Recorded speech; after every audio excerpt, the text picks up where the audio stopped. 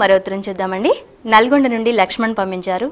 పెళ్లికి ముందు పసుపు ఎందుకు కొడతారు, పసుపు యొక్క విశిష్టత ఏంటి అని అడుగుతున్నారు. హరిద్ర సర్వకామద. హరిద్ర అంటే పసుపు, కోరికలను తీర్చే గొప్ప వస్తువుగా దాని మంత్రశాస్త్రం చెబుతోంది. మంగళప్రద అని మరొక ఉపపురాణం. కాబట్టి మంగళములు కలిగించేది, కోరికలు తీర్చేది హరిద్ర. శుభకార్యములన్నీ మంగళం కోసమే చేస్తాం.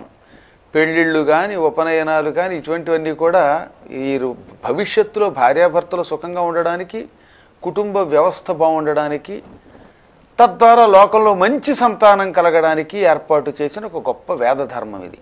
ఈ పెళ్ళి భవిష్యత్తులో భార్యాభర్తల్ని విడదీయకుండా, ఏదో మొక్కుబడిగా కాపురం చేయడం కాకుండా ఆనందంతో భార్యాభర్తలు కలిసి ఉండాలన్నా, తద్వారా సత్సంతానం కలగాలన్నా దానికి పసుపు కొట్టి తీరాలి. పసుపు కొట్టకుండా అసలు పెళ్లిలో ఏ పని మొదలు పెట్టకూడదు. ముందు పసుపు కొట్టడం మొదలుపెట్టాక ఈ పెళ్ళిళ్ళు మొదలు పెట్టాలి. అలా పసుపు కొట్టడం వల్ల ఒకటేమిటంటే విఘ్నము లేకుండా ఈ పని అవుతుంది. ఆ పసుపుతోటే మనం పసుపు విఘ్నేశ్వరుని చేస్తాం కాబట్టి మొదటి ప్రయోజనం ఏమిటనమాట, విఘ్నములు తొలగి పెళ్ళి సక్రమంగా అవుతుంది. రెండవది, పసుపు ఘాటు వల్ల ఆ ప్రాంతంలో ఉన్న క్రిమికీటకాలు చస్తాయి, తద్వారా ఆహార పదార్థాలు ఆరోగ్యంగా తయారవుతాయి. మూడవది, మంగళప్రద. ఈ పెళ్ళి అయ్యేటటువంటి అమ్మాయికి మాంగళ్య భాగ్యం ఇస్తుంది, అంటే భర్తకి గండం లేకుండా చేస్తుంది. కామితార్థద తర్వాతది, కోరిన కోరికలు కూడా తీరుస్తుంది. పసుపు కొట్టిన తర్వాత ఈ పసుపుని ఆడవాళ్ళకి ముఖానికి పూసి పెళ్లి కూతురికి పారాణిగా పెట్టి, తర్వాత పెళ్లి కొడుకు కూడా గడ్డం దగ్గర కొంచెం బెల్లం ముక్కతో పాటు పెడితే అటువంటి వాళ్ళకి కోరిన కోరికలు తీరుతాయి. కాబట్టి పసుపు ఏ రకంగా చూసినా శుభప్రదం.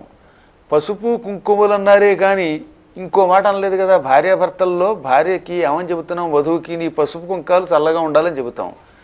ఆ పసుపు మొట్టమొదటిది గనక దాన్ని కొట్టకుండా ఏ పని చేయకూడదని శాస్త్రం. కాబట్టి ఇవన్నీ ఒక పక్కన పెడితే ముందు పసుపు కొట్టిన తర్వాతే పార్వతీ కళ్యాణం మొదలుపెట్టారు. గౌరీ కళ్యాణంలో హిమవంతుడు మేనాదేవి పసుపు కొట్టాక ఈ కళ్యాణం మొదలెట్టారు గనక అమ్మవారు ఏం చేస్తే అది మనం చెయ్యాలి గనక గౌరీదేవి పెట్టిన ఈ సంప్రదాయాన్ని కొనసాగించడానికి కూడా పసుపు కొడుతున్నాం మనం.